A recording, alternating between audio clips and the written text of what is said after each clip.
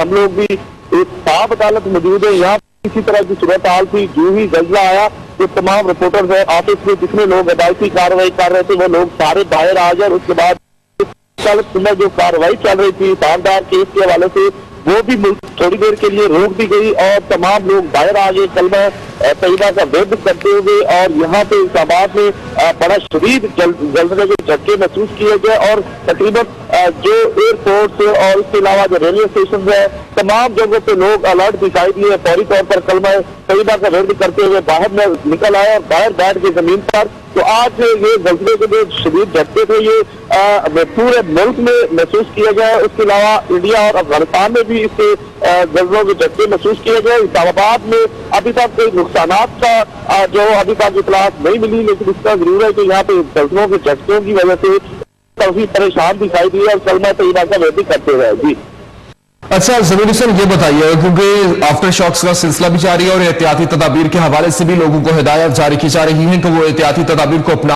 के अपने आप को खुली जगहों पर और इस तरह से मैदान का रुख करें।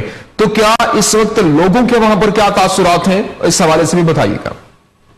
बिल्कुल, लोगों से हमारी बात भी हुई है, काफी परेशान दिखाई दिए लोग और अपने कमरों से अपने दफातर से बाहर आ गए। इस वक्त भी लोग इतने सहमे हुए इतने डरे हुए हैं कि अभी तक अपने दफातर में वापस नहीं गए, पे बैठे हुए हैं, मुख्तलिफ जगहों पे बैठे हुए हैं और आप की जा रही है वाले से बहुत सारे लोग डिस्कस करते हुए भी दिखाई दे रहे हैं, लेकिन उनके चेहरे परेशान दिखाई दे रहे हैं और एक दूसरे से दरियाफ्त की जा रही है, घरों में फोन किए जा रहे हैं और अपने अजीजों तरफ से रास्ते किए कि हर तरह से खैर सैयद मालूम की जाए। तो इस तरह का सिलसिला यहाँ पे शुरू है। लोग काफी अफसर दिखाई दे रहे हैं, लेकिन ये कि कलमा तैयबा का विरोध किया जा रहा है और अक्सर और अल्लाह के रसूल को याद कर रहे हैं। जल्जलों की वजह से नुकसानात होते हैं उन पर भी जो लोग तबसरे कर रहे हैं। जी बहुत शुक्रिया ज़मीर हुसैन। ज़मीर हमें तफसीलात से अपडेट कर रहे थे। आपको बताया आजाद कश्मीर में जल्जले के झटके भी महसूस किए गए।